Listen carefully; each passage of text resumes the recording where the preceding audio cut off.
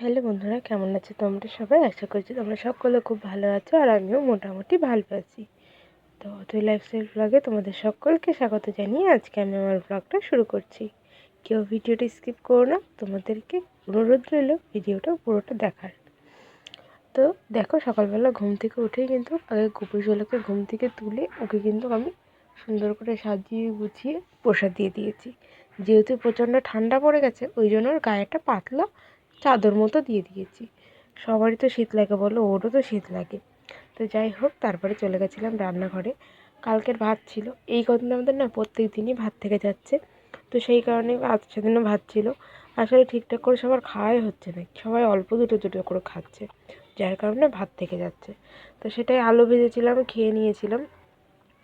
তো আলু ভাজার জন্যে তারপরে দেখো, এদিকে বাপনের সুজিটা করে নিয়েছিলাম, নিয়ে আমি চলে গেছিলাম চা করে সোজা ঘরে। আর ঘরে গিয়ে দেখিয়ে দিলাম গোপু সোনা তখনও বসেছিল, প্রসাদের বাটাটা লাবানো হয়নি।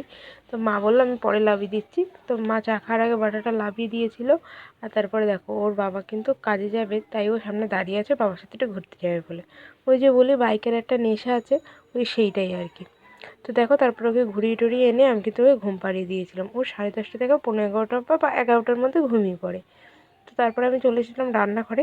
এসে দেখি মা অলরেডি ভাতটা বসিয়ে দিয়েছে। তো সেটাই আমি একটু দেখে নিচ্ছিলাম, আর এদিকে ডিম সিদ্ধ বসিয়েছিলাম। আর সকালে তো ওই যে রুটিও করেছে দেখলাম। আবার মা বললো যে ভাত সবার হবে না, দুজনের মতো রুটি করেছি। তো আমি বললাম ঠিক আছে, তাহলে আমি রুটি খেয়ে নিচ্ছি। তো আমি রুটি খেয়েছিলাম। এদিকে আমার শ্বশুরমশাই বাজার থেকে চলে এসেছিলো। আবার এদিকে দেখলাম জলের বোতলগুলো সব খালি, তাই জলের বোতলগুলো একটু ভরে নিয়েছিলাম। বাজার থেকে এসেছে দেখো, এখন 11:30 বাজে, এখনই ছোটো ছোটো মাছ কাটছে। কেটে রান্না করতে করতে না অনেক বেলা হয়ে যাবে। এই এই বাজারের জন্য আমাদের প্রত্যেক দিন রান্নাবান্নার দেরি হয়ে যায়। যাই হোক, তারপরে এই 4-5টা ট্যাংরা মাছ কেটে দিয়েছিল, বাবানের জন্য ঝোল করে দিয়েছিলাম ওকে, শুধু দুপুরের মতো, রাত্রের না। তো দেখো, আর এদিকে আমাদের দুধ ছিল না বলে দুধ এনেছিল, সেটা আমি একটু বসিয়ে দিয়েছিলাম। যে দুধটা একবার একটু জাল দিয়ে নিই, যেহেতু ওই উনুনটা এখন ফাঁকা আছে। তো সেই কারণে এদিকে দুধ জাল দিয়েছিলাম। আর এদিকে মাছটা ভেজে একটুখানি তরকারি কেটে একটু জিরে ফোড়ন দিয়ে বাবানের তরকারিটা করে দিয়েছিলাম, দিয়ে মিডিয়াম আঁচে রেখে দিয়েছিলাম। তারপরে বেশ কিছুক্ষণ দাঁড়িয়ে দাঁড়িয়ে দুধটা জাল দিয়ে নিয়েছিলাম। এই দেখো, দুধটা কিন্তু উতলে গেছে। বেশি না, আর 2-3 মিনিট ফুটিয়ে আমি দুধটা বন্ধ করে দেবো। অনেকক্ষণ ধরে ফোটাচ্ছি, জাস্ট ছোট্ট একটা ক্লিপ তোমাদের সাথে শেয়ার করবো বলে নিলাম। আর ওইদিকে বাবানের মাছের ঝোলটা একটু আগলা করে দেখছিলাম কতদূর কী হয়েছে। দেখি না, এখনও দেরি আছে, এখনও অনেকটা জাল হবে। আসলে ওদের মাছের ঝোলটা একটু জাল না হলে হয় না, যেহেতু ছোটো ছোটো মাছ, দেশি মাছ যত জাল হবে তত ভালো হয়। তো তার মধ্যে আমার শ্বশুরের মাছ কাটা হয়ে গেছিলো। এই দেখো মাছগুলো সব, এবার মাছগুলো সব ভাজবো। ভেজে টেজে নিয়ে আমি চলে গেছিলাম সোজা ঘরে।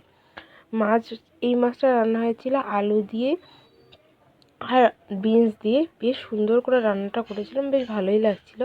হালকা ঝোল করেছিলাম রাঁধুনি ফোড়ন দিয়ে। আলু বিনস একটু ভালো করে একটু নাড়িয়ে চাড়িয়ে নিয়ে জল দিয়ে দিয়েছিলাম, লবণ হলুদ দিয়ে মাছটা দিয়ে ব্যাস বেশ খানিকক্ষণ ফুটিয়ে লাবিয়ে নিলে হয়ে গেল হালকা মাছের ঝোল। তারপরে দেখো, ঘরটাগুলো ঝাড় দিয়ে নিয়েছিলাম, নিয়ে ঘরটা মুছতে চলে এসেছি। আর ওইদিকে বারবার দেখছিলাম যে বাবান উঠে যাচ্ছে কিনা, কারণ ওকে অনেক ঘুম পাড়িয়েছি, বেশ অনেকক্ষণই হয়ে গেছে। তো সেটাই চিন্তাছিলাম, কিন্তু ঘর মুছতে মুছতে ও বেশিরভাগ দিন উঠে যায়, জানি না আজকে কী হবে। তো যারা যারা আমার সাথে এখনও ভিডিওতে আছে তাদেরকে জানাই অসংখ্য ধন্যবাদ। এইভাবেই সবাই আমাকে সাপোর্ট করো, আমার পাশে থেকো। তো আগের দিন একটা ভিডিওতে আমি বলেছিলাম যে যারা যারা আমার কাছে অন্য কোনো ভিডিও দেখতে চাও কমেন্ট করো। তোমরা বেশিরভাগই অনেকেই কেউ কমেন্ট করোনি। যদি তোমরা অন্য কোনো ভিডিও দেখতে চাও বা আমার বিষয়ে কিছু জানতে চাও, কমেন্ট করো, আমি নিশ্চয়ই শেয়ার করব। আর হ্যাঁ, আমি ভাবছি তোমাদের সাথে একটা হোম ট্যুর ব্লগ শেয়ার করব। তোমরা কি আমার হোম ট্যুর ব্লগ দেখতে চাও? যদি দেখতে চাও অবশ্যই কিন্তু কমেন্ট বক্সে কমেন্ট করে জানিও। তো তারপর দেখো, কথা বলতে বলতে কিন্তু আমার ঘর মোছা অলরেডি ডান। আর এসে দেখি আমার শ্বশুরমশাই দিকে লাউয়ের তরকারি বসিয়েছে। হ্যাঁ, তার মধ্যে কিন্তু আমার বাবার উঠে গেছিলো, ওকে চান টান করিয়ে রেডি করিয়ে নিয়েছিলাম আমি। আসলে অনেকটা বেলা হয়ে গেছিলো, সেই কারণে আর কি। এই দেখো, এইদিকে আমার শাশুড়িমা লঙ্কা কাটছে, আর এই যে বাবান আমার কোলে, ওকে চান টান করিয়ে আমি রেডি করিয়ে নিয়েছি। তারপরে না দেখি ফ্রিজ থেকে এরকম জল বেরোচ্ছে, মানে ফ্রিজটা বন্ধ করে রেখেছে। তো সেটা আমাকে বলেনি, জলটা ছাপিয়েও পড়ে গেছে, দেখো এখানেও সব জল জল হয়ে গেছে। তো ভাবলাম ফ্রিজটাকে একটু মুছে নিই। তারপরে দেখো, সেই কথা মতো ফ্রিজটাও মুছে নিচ্ছিলাম। আর কি বলতে, এক কাজে গেলে না আর এক কাজের কথা মনে পড়ে যায়। দেখো, ওই সুযোগ পেয়ে এইদিকে এইগুলো একটু মুছে নিলাম সুন্দর করে। সময়ই হচ্ছে না, আর শরীরটাও এতটা খারাপ, মানে চাচ্ছেই না যে এইগুলো ঠিকঠাক করে একটু মুছি বা খেয়াল রাখি। আর এইসব জিনিসগুলো যদি একটু না মোছা হয় না, সাদা সাদা দাগ পড়ে যায়। ব্যাস 2-3 দিন মুছিনি, এখানে কেমন সাদা সাদা ছোপ পড়ে গেছে। কী বাজেটাই না লাগে দেখতে। তো সেই কারণে যত জিনিসপত্র পরিষ্কার পরিচ্ছন্ন করে রাখা যাবে ততই মানে নিজেরও ভালো লাগে, কেউ এসেও ভালো বলে। জানো তো এই জিনিসগুলো আমি খুব করে চলি।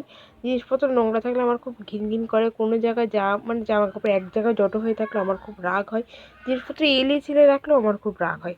কারণ আমি নিজে যতটা পারি সবসময় গুছিয়ে রাখি, তো সেই কারণেই আর কি। তো দেখো ওই দিকটা সুন্দর করে মুছলাম, ওয়ার্ড্রপের ওপরটা, এদিকে আলনাটা একটু মুছে নিলাম, ফ্রিজটাও মুছেছিলাম সুন্দর করে। মুছে টুছে রান্নাঘরে চলে এসেছিলাম। রান্নাঘরে এসে দেখি সব কিছু বের করে দিয়েছে বাইরে। তো আমি মাকে বললাম তুমি বাবানকে ধরো, আমি এদিকের কাজগুলো সব সেরে নিচ্ছি। তো তারপর দেখো গ্যাস মুছলাম, রান্নাঘর ঝাড় দিয়ে রান্নাঘর মুছলাম, ওইদিকে বাসনগুলোও কিন্তু মেজে নিয়েছিলাম। দেখো চলো তোমাদেরকে দেখায় কত বাসন কলে রয়েছে। যেহেতু দুপুরবেলার সব বাসন দেখাচ্ছি, দাঁড়াও। এই দেখো কত বাসন। চলো এবার বাসনগুলো মেজে টেজে নিয়ে আমি চান টান করে নিয়েছিলাম, নিয়ে খেয়ে নিয়েছিলাম। যেহেতু আমি কাঁকড়া মাছ খাই না, সেই জন্য আমার জন্য দুটো বেগুন ভেজেছিলো, তো এই বেগুন ভাজা দিয়ে ভাত খেয়েছিলাম, আর ওইদিকে মাছের ঝোলটা। তো তারপরে দেখো এদিকে আমি বাসনগুলো তুলে নিচ্ছিলাম, খেয়ে দিয়ে উঠে বাসনগুলো মাছ দিকে দিয়ে বাসনগুলো তোলা নেই। তো সেই সুযোগে ভাবলাম তাহলে বাসনগুলো আমি একটু তুলে দিয়ে তারপরে, আর বাবা বাড়ি ছিলেন না, মানে আমার শ্বশুরমশাই বাড়ি ছিলেন না। তো সেই কারণে আমি আগে খেয়ে নিয়েছিলাম। আর আগে খেয়ে নিলে সুবিধাটা হয় কি, বাবানকে আমি ধরতে পারি, নাহলে ওকে নিয়ে না ও তো খেতে দেয়ই না। আর আমার শ্বশুরমশাই খেয়ে দিয়ে এসে কোলে নিতে পারে না, উনি রাখতে পারেন না, খুব অসুবিধা হয়। তো তারপরে আমি বাসন টাসন চলে গেছিলাম, আর বাবান দুষ্টুমি করছে। তো আমি বললাম ঠিক আছে অনেক দুষ্টুমি হয়েছে, এবার শো। তো ওকে নিয়ে একটু ঘুম পাড়িয়ে দিয়েছিলাম, দেখো প্রায় 3টে বেজে গেছে। তো তারপর আমি ওকে ঘুম পাড়িয়ে দিয়েছিলাম। আর ঘুম পাড়ানোর আগে এই যে এই বোতলগুলো এখানে রেখেছিলাম বলে ওইদিকে সরিয়ে রাখলাম, মানে এই ট্রেটার মধ্যে রেখেছিলাম। তো যাই হোক, তারপরে ঘুম থেকে উঠে দেখো সন্ধ্যা হয়ে গেছে, আর আমার বাবার এখন কীর্তন করছে। তো এই ছিল সারাদিনের ভ্লগ। যদি ভালো লেগে থাকে please like comment share and subscribe করে দিও। দেখা হবে নেক্সট কোনো একটা ভ্লগে। ততক্ষণ সবাই ভালো থেকো, সুস্থ থেকো। আর হ্যাঁ, যারা যারা চ্যানেলটাকে সাবস্ক্রাইব করোনি প্লিজ চ্যানেলটাকে সাবস্ক্রাইব করে আমার পরিবারে চলে আসো। আমি চেষ্টা করবো তোমাদের পরিবারে যাওয়ার।